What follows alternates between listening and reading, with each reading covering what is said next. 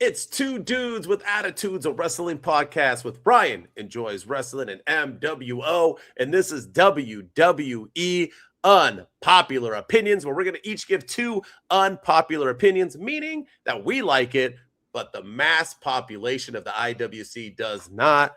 Ryan, are you ready to hit me with your unpopular opinions?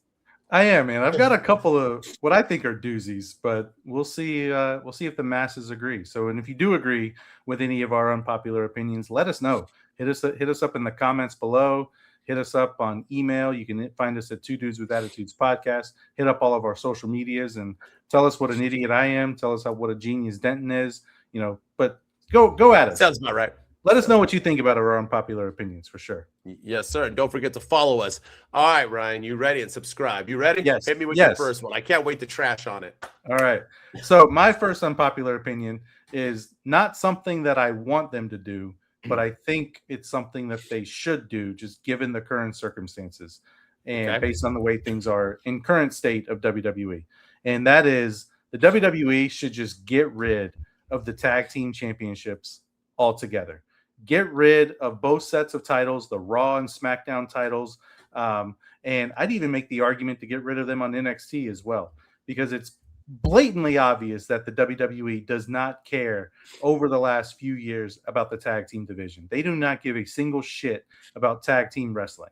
You fired the Wyatt Six, who held the tag team titles recently. You fired the Motor City Machine Guns, one of the most decorated tag teams of all time.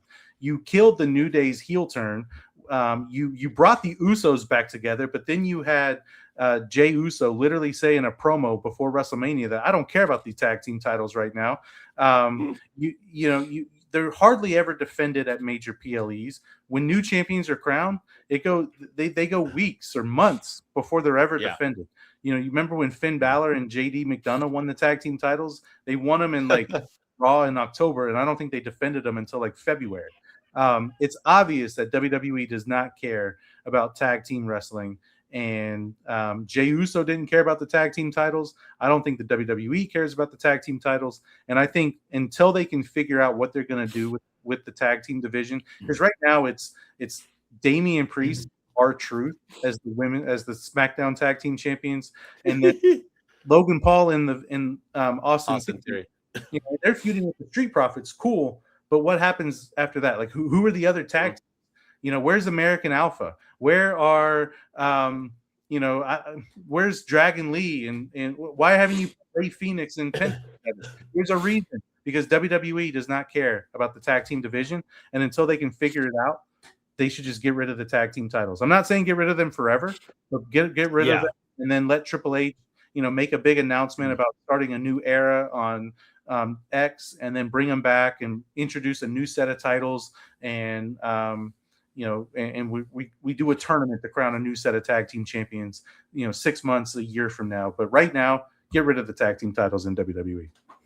Yeah, I don't know if that's going to be unpopular, popular, or people are going to say you're crazy. We need tag teams. They just need to book it better. I would say gotta get rid of them all, because NXT tag team champions are pointless as well. Yeah, AEW's doing it right now. One of my favorite rivalries in AEW is FTR and Cope and Cage, so they're doing it right.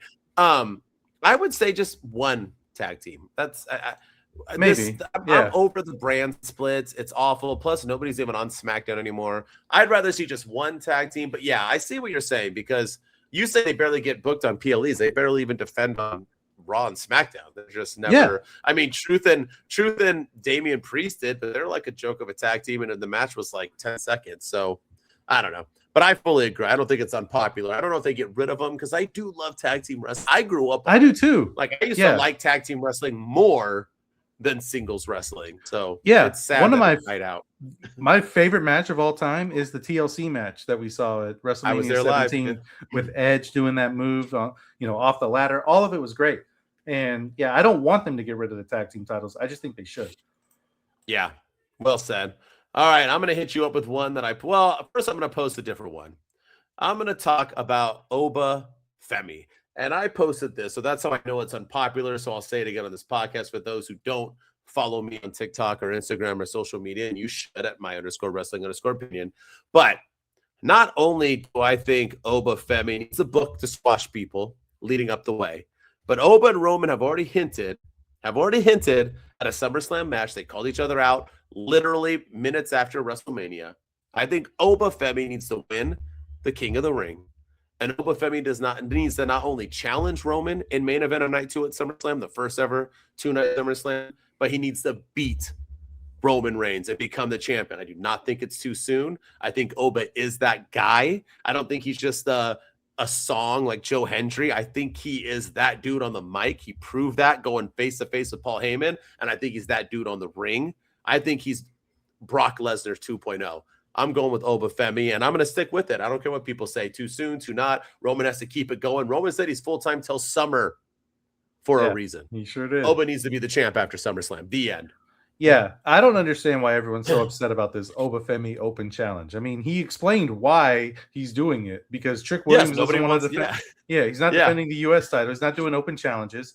All the other champions are, locked in with other matches and they have other opponents. So this makes the most sense.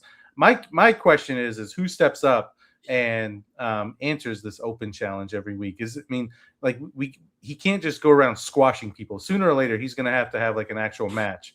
But I don't want to see somebody like Gunther answer this challenge. I think it's got to be ways to keep Oba Femi elevated, keep him on top. Don't let him lose this open challenge at all, and let him go through and run through the roster until he gets to Roman Reigns, and let Roman Reigns feel like the final boss, where he finally slays the dragon and gets the championship. So I'm down. So what did Goldberg do in WCW? He wrestled people, he squashed them. Then he started squashing like mid-carders. Yeah. And then he won a secondary title, King of the Ring, basically. And then he got a title shot against the biggest superstar in the world at that time, Roman Reigns and Hulk Hogan. And he beat him and won. What happened, Goldberg? Oh, that's right. The fans loved it. They cheered it. They didn't get sick of it. And then Eric Bischoff decided he didn't need to win anymore, which was a bad decision, which Eric Bischoff admits to this day. It will work. Oba can squash jobbers. He can squash. It will build. People will count it up. He'll be undefeated in WWE. He'll win the King of the Ring easily. He could squash everyone in that too. And then have Roman Reigns and beat Roman Reigns. And now we'll have Brock and Roman. I think it's perfect. And this is, in my opinion. It's perfect booking because this is exactly how Brock Lesnar started his career in the WWE. He came out squashing people. His first match was like Jeff Hardy. And then he beat up random people. Crash Holly, Hardcore Holly. He beat all these random people, and then he climbed up the ranks, and then he won the King of the Ring tournament and got the number 1 contendership match at SummerSlam, where he then wrestled The Rock and won the title and became the youngest WWE champion of all time. So and then I think it's poetic because he just beat Brock Lesnar and retired Brock Lesnar at WrestleMania. So I like that idea a lot. I don't understand why people are shitting on the Oba Femi Open Challenge. People did, yeah, weird. All right, what's your second? Let's hear. All right. Last one. Yeah, I've got 2 here. I'm torn on which one I want to pick. Which one's more controversial? All right, okay. I'll go with the more controversial one. Based on current state of WWE, and I'm just going on current state, what we know about TKO, the releases, everything about that, all the stuff going on. I don't think MJF or Jon Moxley will ever come to or come back to the WWE.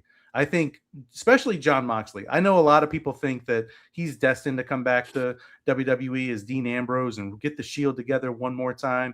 The amount of videos I see of, what if Dean Ambrose interferes and he costs Roman Reigns the title at Backlash? I'm like, first of all, that's not going to happen. But it happened. But people fantasy book this into existence all the time. But he hated the WWE before when Vince McMahon had it and he had to go through 16 writers just to, get something approved and all this. Now it's way more corporate than it ever was when it was under Vince McMahon. And I just don't see him fitting in. I don't think he would enjoy this modern day WWE. And that's just with the TKO landscape. And then the same thing with MJF. I worry that MJF is going to get watered down. I worry that MJF is going to get, held back. He's going to go to NXT and he's not going to have a good run there, or maybe he'll come to the main roster and he'll get lost in the shuffle. And I don't know. I just feel like TKO is going to hold them back. And I feel like right now, especially with the release of Aleister Black, who was one of the last defectors of AEW to go to WWE, and he gets released in a year.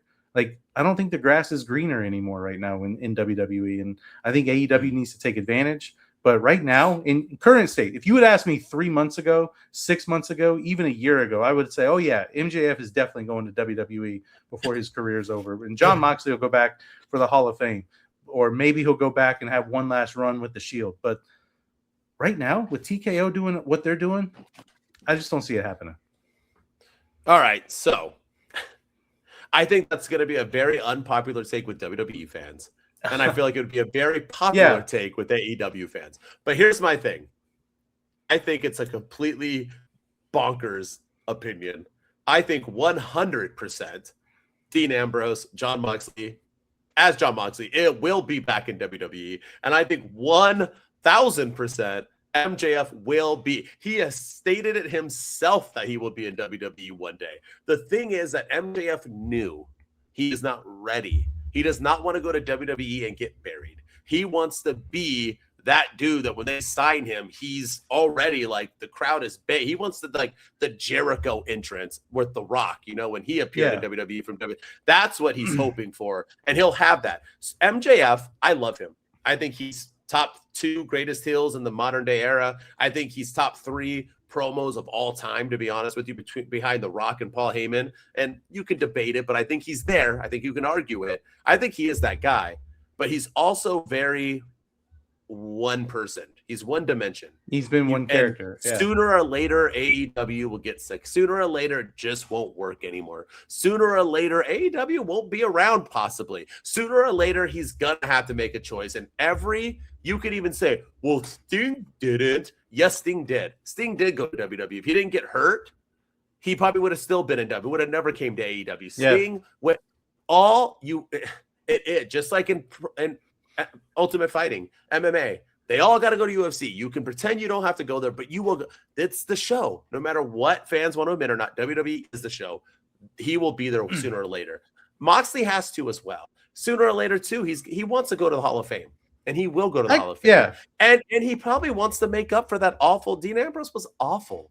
It just was. It wasn't his fault. It was just awful. Moxley is not. And I think Moxley can work in WWE. I think he'll be there too. I don't think it's a grass is greener thing. I just think wrestlers work better in certain organizations. Danhausen's a prime example. Danhausen is being used perfectly. He was just made. Some people are made for WWE. Some people are made for AEW. It is what it is. But go ahead. What were you gonna? Yeah, I was just saying. Like, it's not that I don't think MJF or John Moxley would work in WWE. It's just more. The TKO landscape of, well, you know, MJF is good, but we want, like, you imagine John Moxley and the Seth Rollins and Roman Reigns in the main event of WrestleMania 44. And Roman Reigns is going to have Paul Heyman in his corner. And Seth Rollins is going to have, I don't know, somebody else in his corner, manager, Triple H, because he's friends with Triple H. And then John Moxley, he wants William Regal because of the Blackpool Combat Club tie-in and stuff. But TKO says, no. You know who we need? Pat McAfee. We need Pat McAfee. You know, like, can you imagine how pissed off John Moxley would be? That's what I'm worried about with like these guys coming in. Like, it's the TKO effect. Like, we have said it from the very beginning of our podcast. Ever since TKO bought the company, that TKO is going to ruin the WWE, and we've seen it. Day one. 4-minute matches, you know, all these 20-minute commercials at WrestleMania. Like, people were complaining about it. We're seeing like the what TKO is doing, and it's not good to the product. And that's why I think that alone will keep them from coming to WWE until something changes. I just don't see it happening. Well, here's the good news, Ryan. I was right about it when we predicted. We were both right. And I also gave TKO 5 years of owning the WWE. So I think they got 2 more years total time. They're not. And then people will come back. And no, ladies and gentlemen, Vince is not taking over. No, so he's not. And either is Saudi Arabia. They just sold Live. Saudi Arabia is running out of money. So no, they do not. You know what I mean? It is. And I'm not meaning running out of money literally. I mean running out of money of not having businesses that are successful. So so I think as long as TKO is running it, we won't see MJF or John Moxley in there. But that's also around the same time that their contracts probably end in AEW, and something can happen, and then, you know, WWE will be on fire again. So we'll see. But things can change. Things can change for sure. But right now, I just don't see it happening. All right, my last one. You ready? Yeah. I'm going to say it. It's blowing up right now on TikTok. Roman Reigns is 100%, whether you like it or not. I don't care where you put him. He is top 5 all time. 1, 2, 3, 4, 5. Wherever you want to put him, he is top 5, and that is undebatable.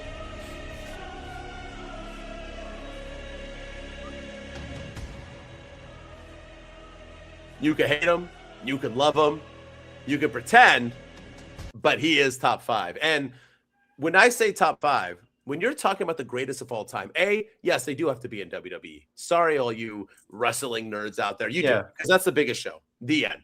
Number 2, you had to have been the biggest face in the company at some point.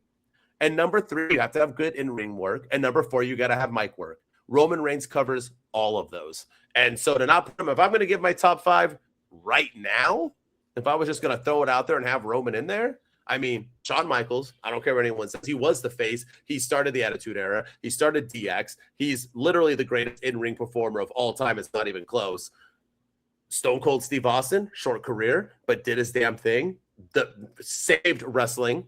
Hulk Hogan, you can hate him. You can say he's a racist. Go watch the Netflix documentary. I watched the first 2 episodes. So far, so good. Maybe we should do a review on that one. I got 2 more episodes to go. Hulk Hogan, undeniable. Without him, there is no wrestling today. Get over it. It's true. It's a fact. You can hate him. That's fine. Call him whatever you want. God rest his soul, but it is what it is. He's number 3.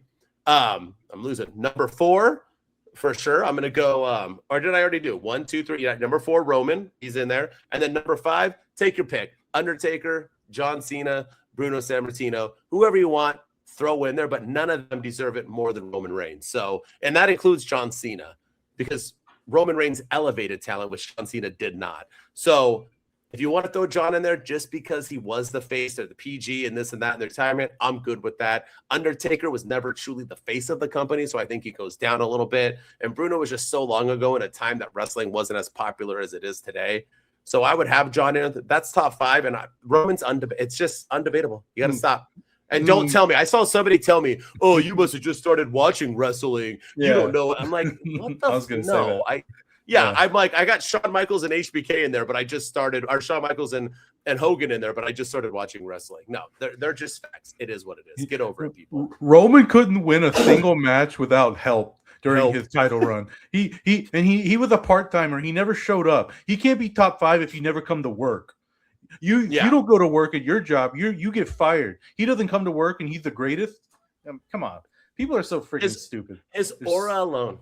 Yeah. There's very few people that when they walked into a ring, the crowd stopped. I don't even know if Shawn did that. I would say he did, but I don't know.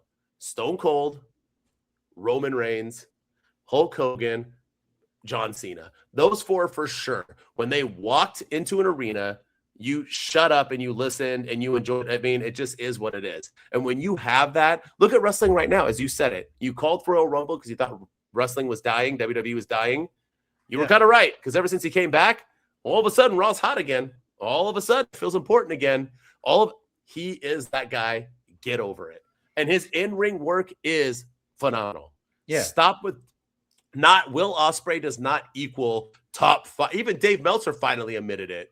His dumbass finally gave Roman and Punk a 5-star match. Even he admitted it. Storytelling has been the number 1 of pro wrestling since the beginning of time. Not flips, not busting your head open. That was not a thing. So I'm done. Go ahead.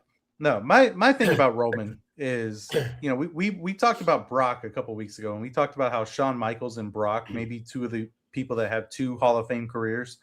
Shawn Michaels during his run in '98, and then he came back in 2002. Greatest run ever.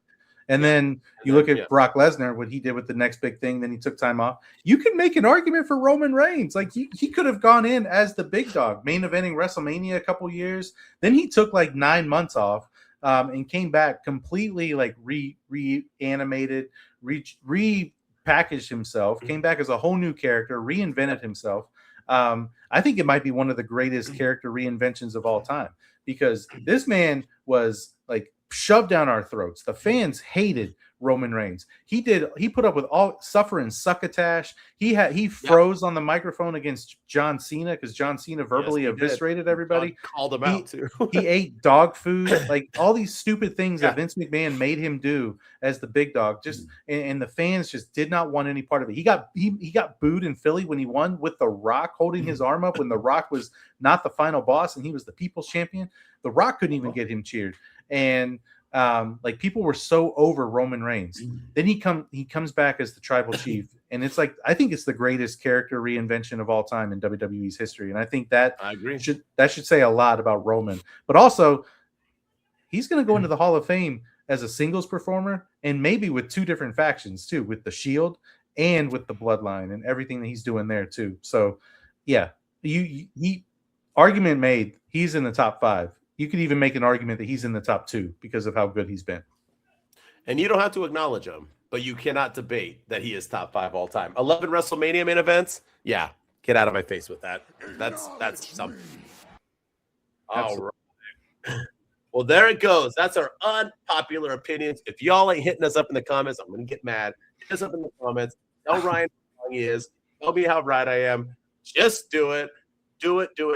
As always, I'm your boy MWO at my_wrestling_opinion everywhere. And with me, as always, is Ryan. Enjoys wrestling on all the social media platforms. Like Denton said, go follow us and go hit us up in the comments. Tell us about our unpopular opinions. Tell us what you liked, what you didn't like, if you disagreed, if you agreed.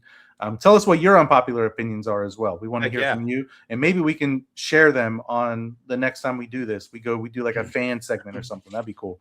But go follow us on all the social media platforms. 2 Dudes with Attitudes everywhere you go. We're on X at 2 Dudes PC, 2 Dudes _ with Attitudes on Twitch, 2 Dudes with Attitudes podcast on Instagram, 2 Dudes with Attitudes here on YouTube, and Apple and Spotify. Anywhere you get your audio podcast, we're in the top 5%, top 10% of all listened to wrestling podcasts. We want to get into that top 5%, that top 1% of all listened to podcasts. The way to do that is to leave us 5-star ratings and reviews, comment, share, like, subscribe, all that jazz. That gets us in the algorithm, that gets people talking, and that climbs us up the ranks. So we appreciate everyone's love and support, and acknowledge your OTC. That's all I'm going to say. 2 Dudes Wolf Pack. We out. There we go. 2 dudes with attitudes, let's go. It's the 2 dudes and our attitudes ruthless, aggressively speaking, so let's do this. We're Ryan and Denton, they here to get your attention. The 5-star broadcast, start to the ending. Whether it's the E or it's all E. The 2 dudes with the attitudes that bring the heat. Get the point, yeah, it's on time to